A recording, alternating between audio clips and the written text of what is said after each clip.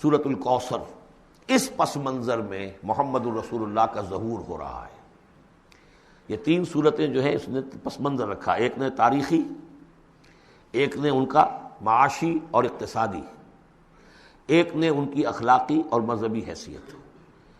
سورۃ الفیل وہ تاریخی واقعہ جو ہے، ظاہر بات ہے بہت بڑا واقعہ، اس کا بڑا چرچا ہوا ہوگا حضور کی بعثت کے ساتھ متعلق، لیکن دوسری طرف بیت اللہ اور اس کی وجہ سے قریش کو اس کے متولی ہونے کی وجہ سے جو امن حاصل تھا اور جو انہیں اللہ کی طرف سے روزی پہنچ رہی تھی، تیسرے ان کی اخلاقی پستی جس حد کو پہنچ گئی تھی، اس میں جب ظہور ہو رہا ہے محمد الرسول اللہ کی نبوت کا، یہ سورۃ الکوثر، بسم اللہ الرحمن الرحیم، انا اعطیناک الکوثر فصل لربک وانحر ان شانئک ھو الابتر۔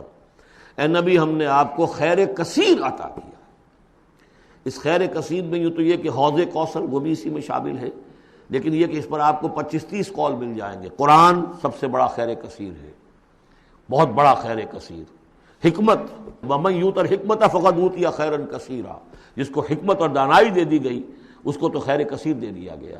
تو ہم نے آپ کو وہ سب کچھ عطا کر دیا ہے، اور محتاط کے ساتھ عطا کر دیا ہے، جو انسان کی انسانیت کے لیے، اس کے لیے یوں سمجھیے کہ ترہ امتیاز بن سکتا ہے۔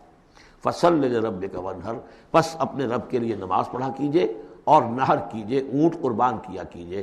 یہ گویا کہ عید الاضحیٰ کا نقشہ آ گیا۔ فصل لربک، پہلے ہم نماز پڑھتے ہیں دوگانا عید الاضحیٰ، اور پھر جا کر ہم قربانی کرتے ہیں۔ وانحر ان شانئک ھو الابتر، یقیناً آپ کا دشمن ہی ہے کہ جو دم کٹا ہو جائے گا۔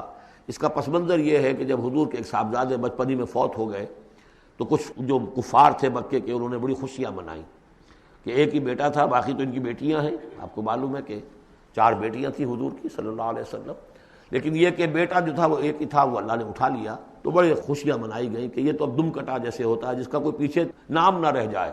بیٹیوں سے تو نام چلتا نہیں، نام تو چلتا بیٹوں سے، تو اب ان کا تو کوئی تذکرہ ہی نہیں رہے گا، کوئی بات نہیں، جب تک یہ ہیں آگے کوئی نام لینے والا نہیں۔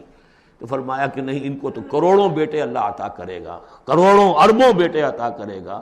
ہاں اے نبی، آپ کا دشمن ضرور ہے کہ جس کا نام لیوا کوئی نہیں رہے گا۔